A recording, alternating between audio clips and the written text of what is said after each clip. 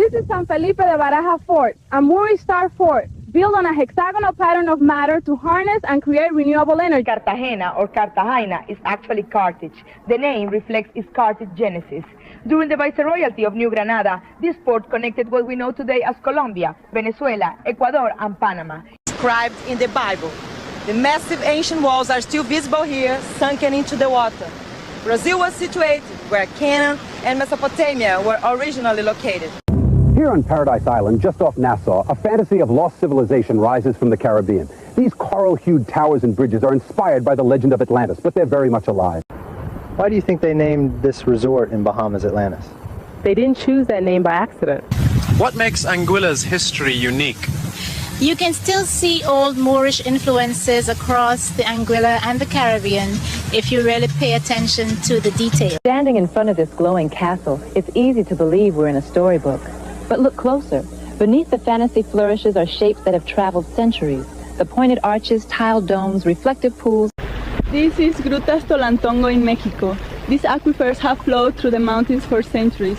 The earth here carried healing energy and still does. This place, Salar de Uyuni, Bolivia, is part of ancient Mauritania, antennas of the Antilia.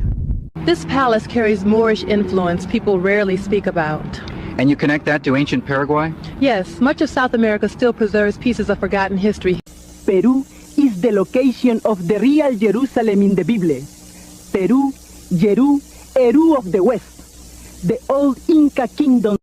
These mountains hold the memory of our ancestors. Look at the faces, the hands, carved from the living rock as if it were clay. They are not decoration, they are guardians, stories in stone. And Jericho Acora relates to Jericho? Jericho Acora, Brazil, is the Jericho described in the Bible. The massive walls are still here, sunken into the water. You can touch the stones. Love the idea of bringing Moorish royalty, grace, and magic to the story in a new way. You've spoken before about your indigenous roots in America? Yes, the Houston nobility line still lives here in America. Many of us are still here, but that is hidden history. Standing here beneath the castle spires, it's easy to think of pure fantasy.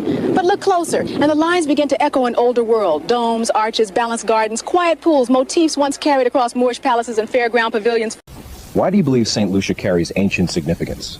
Many stories speak of Lemuria civilizations and ancient ocean cultures tied to places like this across the Caribbean.